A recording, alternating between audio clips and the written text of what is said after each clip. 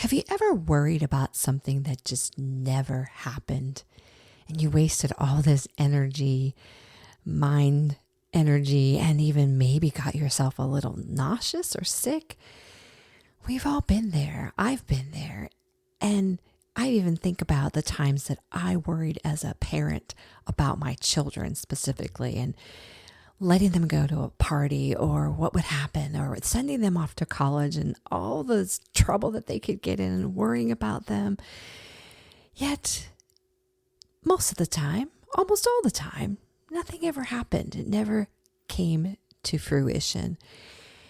And I thought about that in terms of when we travel solo, there are many worries that we have as solo travelers. And in today's episode, I want to address those as how can we prepare ourselves in a way that we have no worries, and that is not an issue as we seek to go on these solo adventures. Welcome to Solo Travel Adventures. I'm Cheryl Esch, your recovered worrying mom and traveler. Well, I brought up this topic today, and it's a bit of a somber reason why I got to thinking about these things that we worry about when we travel solo and how to prepare. And I want you to stick with me. This is going to be probably a little sensitive, and it might even be a little somber as we discuss. And the reason it was brought up in my mind today, and I wanted to really come here today to talk about, and because I was thinking about it. If you have watched the news and you know this past week, we've had some plane crashes and that people's lives have been taken. And it's very unfortunate, very sad, very disheartening. But it can also cause this potential now that you've seen this, and it seems to be happening more frequently, although they say there are stats that say it's safer to fly than even to drive. But we're seeing a little more of this. So we have this anxiety or this fear that's coming up within us because of what we're seeing happening in the world. And to make things worse, I was actually traveling this week when all this was happening. And so it really got me to thinking, about things twofold. First thing, am I prepared? Do I have everything in place? Would my family know what to do if? And then the second thing is, just thinking in terms of life is short and we never know, correct? And so, making that time, and I'll share a little bit of my adventure that I just came back from and how it really got me to thinking about that whole thing of that time is short.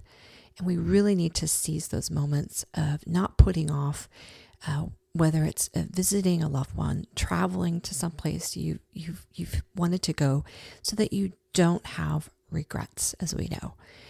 But let's talk about this being prepared, so that as we go on these solo trips, that we know that our family, friends, our loved ones know where we are and have any kind of documentation that might be necessary if something were to happen to us. And that could just be maybe you got injured or detained in another country, or of course the worst case scenario, and making sure all of that is in place before you go on your trip. And so it got me to thinking, because I have things in place and I want to share some of those things. And there's things that I know I need to, like one thing I thought of was I do have, for one example, I have a Google Docs with very important information, things like address, I have a storage unit, I have a post office box, my life insurance policy number, all that stuff that would be necessary for a loved one to have information for in case something would happen. And so I needed to update that actually. And so, of course, with things happening this week, I realized I hadn't updated a few items. So I was like on my to-do list. I did get that done just today before I went to record here. I wanted to make sure. And I shared that, of course, with my two sons so that they have that information. So if anything should happen, they know what to do. They know where to find everything. And the other reason that was brought up is that on my trip this past week, I did visit my aunt, who my uncle had just passed recently. And so she was struggling in that it was either a life insurance policy or a pension sort of thing that my uncle had that she had no information on. And so it's really important that we have all that stuff somewhere where someone could have access to it. And so that got me to thinking even more, like, are we prepared? Are you prepared? Am I prepared for the, worst case scenario, right? It's always just good I'm a single person, so it's always even good just on not looking at worst case scenario, okay, that I have these things in place to make it easier. And it's just also just organizing everything, right? And, writing down, where is my will located? Where are my keys for my safe or my storage unit? So making sure that is all written out and it is accessible to those important people. And then, not to get morbid again, but I have a great resource that actually was recommended to me by somebody else that I have started using, and I'm still working through this little booklet, and it has different tabs for it. It is called, bear with me, it's called I'm Dead, Now What? And I did purchase it on Amazon, but it's a nice bound book. And there's sections where you can put all your personal information, your medical information, your will, your key contacts, dependent information, important documents, financials, business, all of that in one place. And it has all that information for any family members or friends for that time. And I think it's important as a single solo traveler, and even if you have, say you're married, but you're going on a solo trip, you still want to make sure you have this information in place.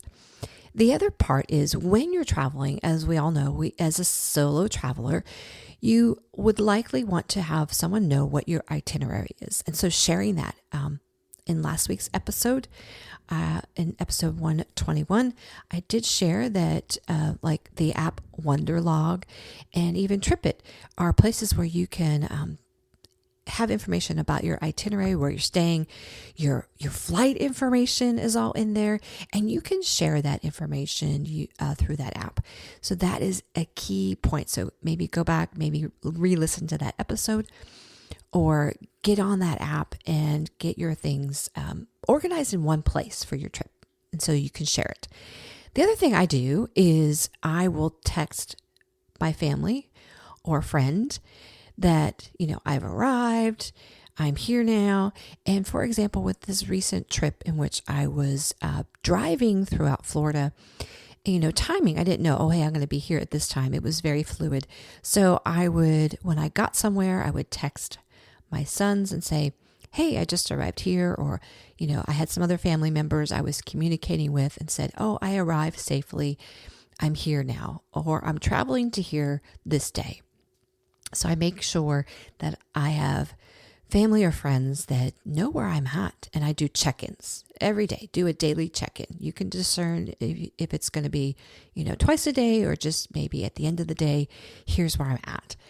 The other thing you can do, and this is a great tool as well that I use, it is called Life 360. It is an app, and there's a free version and a paid version, and you can determine if what your needs are, but it does work off of GPS mostly. And this means it could also work off of Wi-Fi, but GPS for sure. So you want to make sure if you're traveling internationally that you do have some sort of data plan to support the app.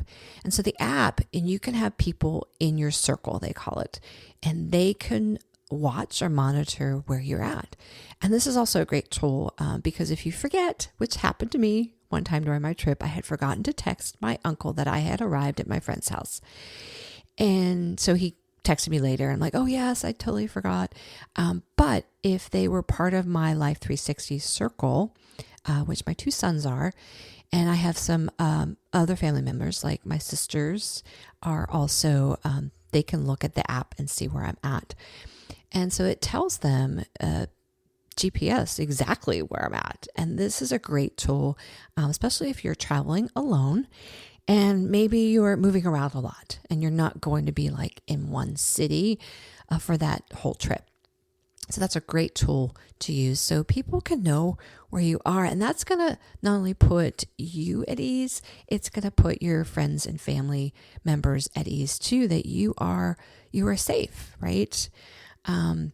So these are things to put in place. I highly recommend it. And then I just want to touch a little bit on this.